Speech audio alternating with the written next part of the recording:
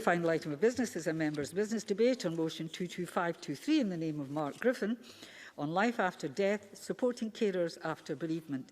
This debate will be concluded without any questions being put. Can I ask those members who wish to speak in the debate to press the request to speak buttons now? And I call on Mark Griffin to open the debate. Mr Griffin, please. Thank you, Presiding Officer, and thank you to the members who have supported the motion and are joining me in the chamber or remotely this evening. I hope they'll join me in offering our thanks to Scotland's unpaid carers for the work they do, supporting loved ones day in, day out. And today's debate will deal with the upheaval of what comes after providing care, and I hope we can show carers our willingness to agree to support them better now and in the years ahead. I'm grateful to Marie Curie, Sue Ryder and Reform Scotland for asking me to bring their report, Life After Death, Supporting Carers After Bereavement, to the Chamber. It's a firm platform for supporting bereaved carers into the next decade, with concise and logical policy solutions that can help bereaved carers in a meaningful way. I hope the Government and every party in the Chamber are considering these ahead of the budget and the upcoming election. The report provides a stark reminder of how tough our unpaid carers have it. Virtually every aspect of life is impacted. Loneliness, health concerns, sleepless nights, financial worries, they're all regular issues for carers. But for an estimated 40 to 50,000 carers every year, that period of support they give to their family and friends ends with loss. Their grief is compounded further by worries about the future, finances, and even greater loneliness. And the past year has been tortuous for our unpaid carers. They've had to worry about catching or spreading COVID-19 to their loved ones, and they've had increased costs amidst unemployment or furlough. And they've nursed 4,000 people at home in their final moments. Not just from COVID-19, 1,500 people have died from cancer and 1,000 people from heart disease at home this year. And though many people would prefer to die at home, we don't know if they had the quality of care that we'd expect in hospital or how they and their carers coped in those final moments. Some of us might feel rudderless right now, but I can't imagine how carers are coping in a distanced society, especially when they face that loss. And it's estimated that the number of bereaved carers will increase by 10% this year. That's because the vast majority of COVID-19 deaths were over 75 or had an underlying health condition. And at the same time, more people are now caring for older, disabled or seriously ill friends or relatives since the COVID-19 pandemic. Carers Scotland believes that the number has shot up by 400,000. And I'd like to ask the Government what research they've commissioned to see how people have coped, what can be learnt from carers' experiences over this past year. Presiding Officer, our unpaid carers have borne the brunt of the loss during this pandemic. There's no getting away from that, so today's debate can't come soon enough. The proposals from Marie Curie, Sue Ryder and Reform Scotland are sensible and will give carers a continued assurance that the support we offer them hasn't stopped at the Carers Allowance Supplement or the implementation of the Carers Act. A proposed Carers Bereavement Support Bill to reflect in law the principles behind the Bereavement Charter for Scotland has to be the starting point for all parties in the next term. Securing a right to a post-carer support plan is important. It could build on the familiar person-centred support plans and young carer statement model by getting the right bereavement support organised for carers, as well as advice on benefits and employability services. Because the longer someone's been caring, the longer they're likely to have been out of the labour market and, as the organisations I mentioned earlier have said, potentially isolated from the networks they had before becoming a carer. We also know most unpaid carers are women, so the impact of leaving care and trying to get back into work is acutely gendered. How do those carers re-enter the labour market after having given up work for such a long period of time? What happens to their own income if carers allowance ends 8 weeks after their loss? Even in normal times, former carers might struggle to simultaneously grieve and recover, but we're not in normal times. The pandemic still continues. Unemployment set to rise month on month, and it's plain to see that the jobs market will be very competitive. As the report says, we need to recognise that it will take more time to rebuild those connections and adjust. Extending carers allowance to run 6 months after death and a new post-caring support payment can provide stability both after a loss, but also help to serve as a recognition of the commitment unpaid carers have given to loved ones. These are realistic and tangible solutions which could give meaningful support to bereaved carers, and they're within reach. The organisations have provided initial costings for both and asked the Government to work collaboratively with Marie Curie, Sue Ryder and Reform Scotland on those proposals. Presiding Officer, when I lodged the motion, the second wave was still to emerge. Since then, hundreds more carers are likely to have experienced the same fear and devastating loss at the hands of this virus. We can, in all good consciousness, be expecting them to return to work, to normality, in a world that's clearly not going to be normal for some time. I hope we can agree that we must do more to support carers now and in the years ahead when they do experience that loss. Thank you, Presiding Officer. Thank you very much, Mr Griffin. I call Tom Arthur to be followed by Brian Whittle. Mr Arthur, please. Thank you, Presiding Officer. I'd like to thank Mark Griffin for securing this debate and commend him on what was a thoughtful and eloquent speech. I also want to thank Sue Ryder, Marie Curie and Reform Scotland producing their policy proposals paper, Life After Death, Supporting Carers After Bereavement.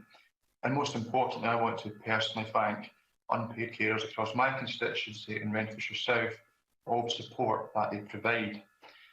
In recent years, we have made progress in making Scotland a more person-centred and flexible place in which to be both an unpaid carer and someone who is supported by a carer. Landmarks include the introduction of self-directed support, integration of health and social care, the Carers Act, and the devolution of carers allowance, followed by the introduction of carers allowance supplement. Additionally, the establishment of the Carer Post scheme, which I've been proud to support in both the Scottish Parliament and in my Renfrewshire South constituency, has seen a growing number of employers accredited with having workplace policies in place to support working carers. The report we are considering in this debate makes an important contribution by focusing on what happens to carers when there is no longer a person to be cared for through bereavement. It identifies a number of issues, including loss of financial support, transition and employment support. Central to the report's recommendations is a call for a Carers Bereavement Scotland Bill to be introduced early in the new Parliament. The purpose of this bill would be to introduce a new post-carer support plan on a statutory footing commensurate to the Adult Carer Support Plan and Young Carer Statement provided for by the 2016 Carers Act. The thinking behind the proposed post-carer support plan is that, to quote the report, it would be an opportunity to identify information and services to support someone following the end of their caring role. The report goes on to suggest that this could include bereavement support, information and advice on financial support and benefits available, as well as identifying any services locally or online to support a return to work, while the report notes that for those not looking for work, it is just as important that they are helped to rebuild connections and not left feeling isolated. While there are many groups and organisations, such as carer centres, that provide these various strands of support, post-carer support plan could provide additional support in helping someone navigate through the various options in a period of potential distress and trauma. The aims of the proposed carer support plan are laudable and I imagine would command universal support across the Parliament. Therefore, I think it is an idea worth exploring. One opportunity to do so would be through post-legislative scrutiny of the Carers Act by either of the successors to the Health and Sport or Public Audit and Post-Legislative Scrutiny Committees early in the next session. It is also worth noting that the Carers Act 2016 contains provision for the information contained within both the adult carer support plan and the young carer statement, as well as the form we take, to be amended or supplemented via statutory instrument. This may allow for ministers to incorporate the post-carer support plan within the existing legislative architecture and obviate the need for primary legislation. Presiding Officer, there are many other worthy proposals contained within the report on areas including devolved and reserved social security and employment support. I would encourage members who have not yet had the opportunity to read the report to do so. To conclude, I want to again thank Mark Griffin for bringing this debate forward and Sue Ryder, Marie Curie and Reform Scotland for producing the report. I know that the Scottish Government will carefully consider all proposals to enhance support for carers, and I look forward to the Cabinet Secretary's response. Thank you very much, Mr Arthur. I call Brian Whittle, be followed by James Kelly. Mr Whittle, please. Thank you, Deputy Presiding Officer. Can I also thank Mark Griffin for bringing this debate to the Chamber and to all those organisations who sent us their briefing papers. It's probably an issue that not enough of us would have considered, to be honest. I am sure all of us have spent time in the company of carers. We've been gathering their experience of a caring role. We've considered what we might do to address their issues in their capacity as carers. We have thought about the financial position of carers. I know this Parliament increased the carers allowance, if we remember. We might think about the isolation that their caring role can bring. And what about the situation so many young carers find themselves in, trying to fit in their caring role among their childhood. But I have to be honest and say that I never considered what happens next if that role goes because of a bereavement.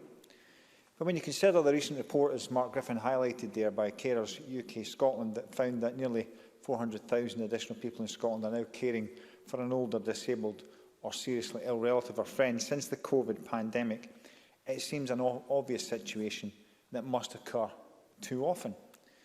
And of course, many are supported financially in that caring role. So what happens when that vital role ends and that vital support? First and foremost, of course, there is the bereavement itself and the mental stress of losing a loved one that they have been instrumental in caring for and will in many cases have been their main purpose in life. And that must have a significant impact on their health and mental health. The carers allowance only continues for 8 weeks after death of those they are caring for, which is not nearly enough to grieve, regroup and find a job, I would suggest.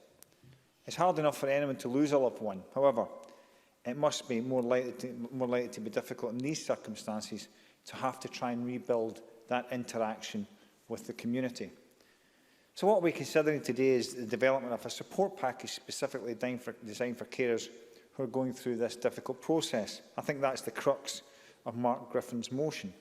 A new Carers Bereavement Support Scotland bill to be presented for consideration early in the next parliamentary term. A bill that should support carers back into work, including the offer of training and education. I think the idea of a support package post-caring linked to the length of time they have been caring and out of the job market seems eminently sensible to help with financial stresses at the end of a caring role. And finally, extending the carers allowance out to 6 months after the caring role ends, as opposed to just the 8 weeks. These ideas, I don't think, are big asks, especially when we consider the role that carers do in our society and the sacrifices that they make, not to mention the financial worth of their roles in our communities.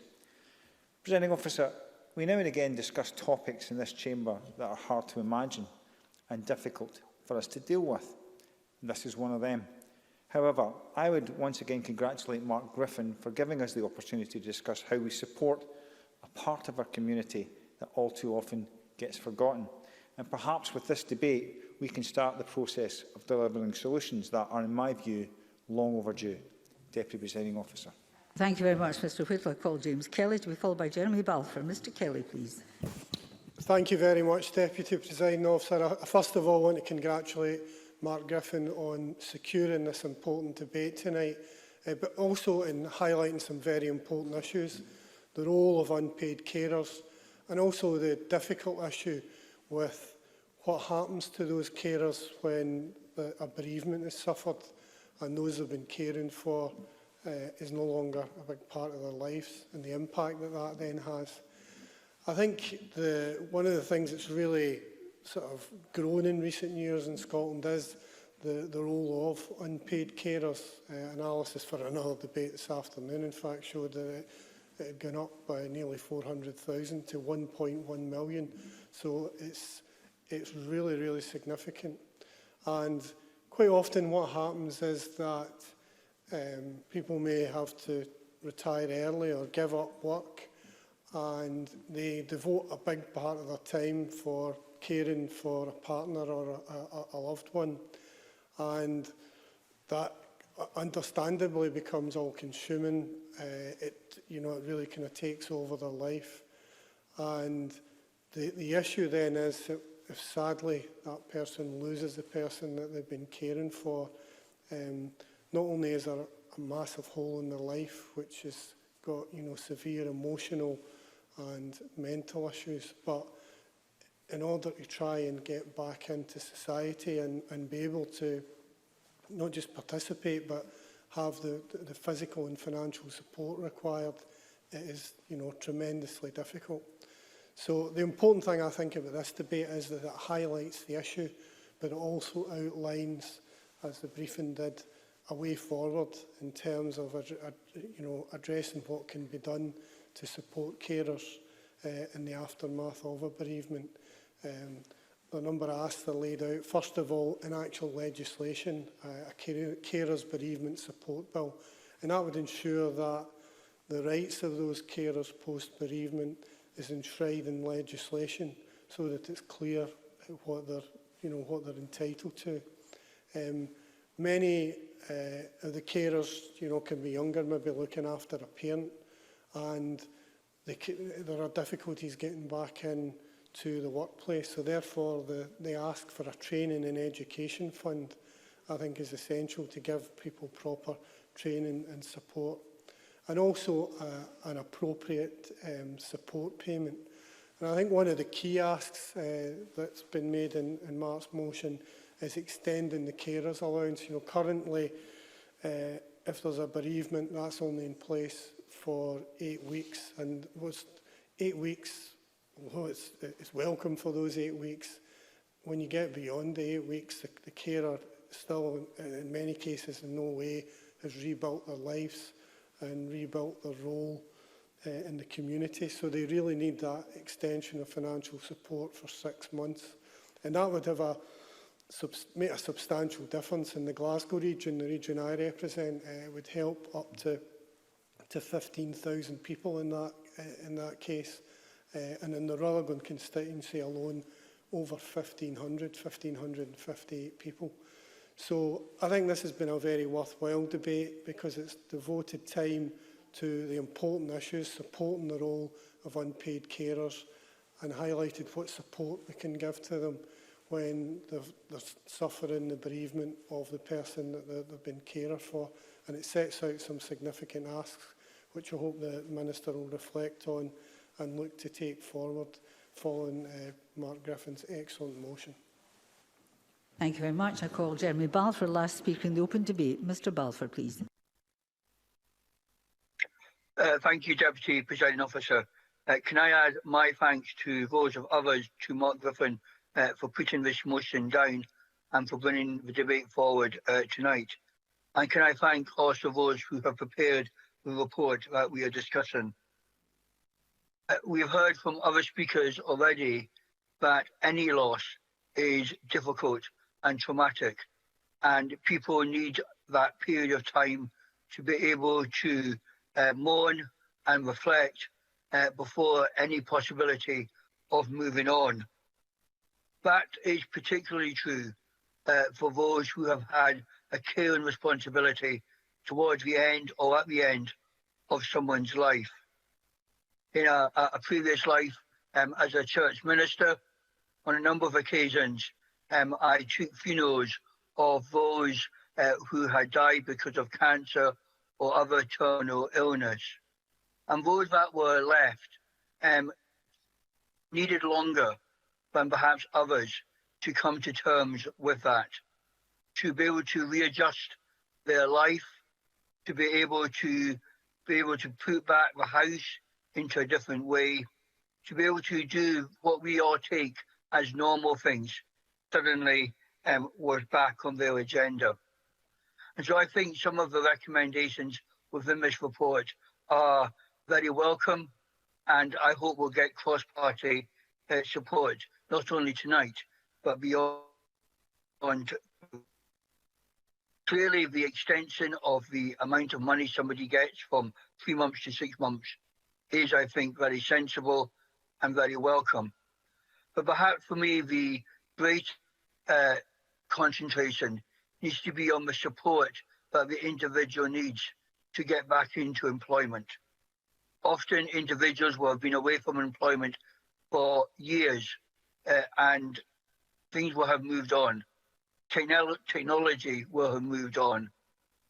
How you prepare a CV, how you prepare for an interview. But perhaps most importantly, the confidence of an individual may have gone. And I think any support that can be offered either by local authorities, by the third sectors, by others, in regard to equipping that individual so that he or she feels able to go back into employment at the right time for them is welcome. So I do hope that this debate will start a bigger debate and this report won't sit on a shelf, but will actually be a report that brings together different groups within civic society, brings together different political thinking so that we can move forward. And I, again, in conclusion, Deputy Presiding Officer, thank Mark Griffin for bringing this forward. And I look forward to hearing how the Minister is going to respond. Thank you. Thank you very much, Mr Balfour. And I call on Shirley-Ann Somerville to close for the Scottish Government. Cabinet Secretary, please. Thank you very much, Presiding Officer. Can I begin by thanking Mark Griffin for bringing this really important matter to the Chamber today and for his very considered and thoughtful contribution, as indeed the other speeches have been too. We know that unpaid carers play a really important role in Scotland, and the COVID-19 pandemic has shone an even brighter light on the significance of this role. The Scottish Government has remained in close contact with carers' representatives during the pandemic so we can understand their needs, their concerns and act accordingly. We are absolutely committed to supporting carers as they support others now and into the future. But our support does not and should never end when a caring role comes to an end.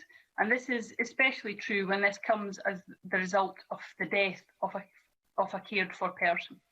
As Mark Griffin and many others have said, at the same time as coping with their grief and their loss, carers can face really big life challenges in adapting to their new life without that caring role. And the report from Marie Curie, Reform Scotland and Sue Ryder really highlight the changes carers can face following the death of a cared for person. It also recognises that in the light of the pandemic, many more carers may indeed have experienced such a loss this year. Across government and working with our partners in the third sector and in the public sector, we already provide a wealth of support which carers can be helped with through their transition from a caring role. And we're continuing to listen to and to work with carers and carers representatives to raise awareness of what is already available and, importantly, to consider how support can be improved in the future. For carers experiencing bereavement, we already work closely with NHS boards, health and social care integration authorities and the third sector to make sure our bereavement support services do meet their needs. And we've continued this work throughout the pandemic so that these services continue to be available during this really difficult time. This has included the provision of funding to accelerate the expansion of remote bereavement support to ensure that this is available across Scotland, with further funding provided in October to help prepare for any increase in demand over the winter. The report highlights also the importance of advice and support for carers following bereavement. Under the Carers Scotland Act, carers already have the right to a personalised plan to identify what is important to them and what support they need. Our statutory guidance specifically highlights that these plans can include the need for bereavement support where that can be anticipated. The carers also have rights to information and advice, usually delivered by local carer centres. The Act specifies this must include information and advice on a number of the areas highlighted by the report, including, for example, income maximisation, education and training, and bereavement support. But it's no good establishing these rights and local support if people don't know about them. And as carer numbers and pressures have increased this year, it's an even greater priority to help people see themselves as carers and to understand the support available.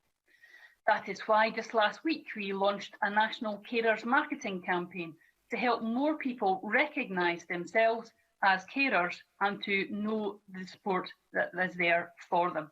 And I would like to take this opportunity once again to encourage you all to promote that campaign in your constituencies, and you can find out more on the campaign website www.nhsinform.scot/caring.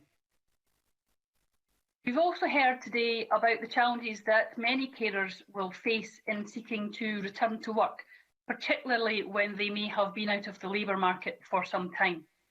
Our No One Left Behind approach to employability is aimed at ensuring that carers, like others facing barriers to entering the labour market, can receive flexible and personalised supports that meets their specific needs and their aspirations. A range of funding and support is available already, including through individual training accounts and our Parental Employability Support Fund, as well as from our Fair Start Scotland Employability Service.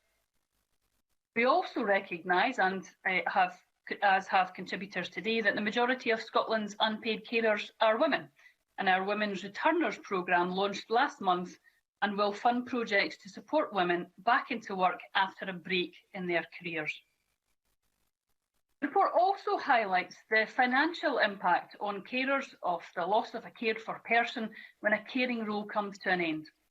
It recognises that the support is available through our funeral support payment to help reduce the financial difficulties people may face paying for a funeral.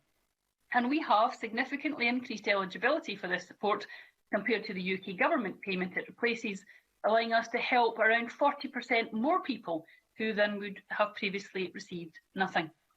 And we are committed to ensuring carers and others can access all the support they're entitled to, which is why we published a benefit take-up strategy last October and wrote last month to encourage the UK government to do the same. Again, the report calls for carers to continue to receive the carers allowance and the extra support through our carers allowance supplement for up to 6 months after the loss of a cared for person, and for a new payment to be created to support carers after a caring role has ended.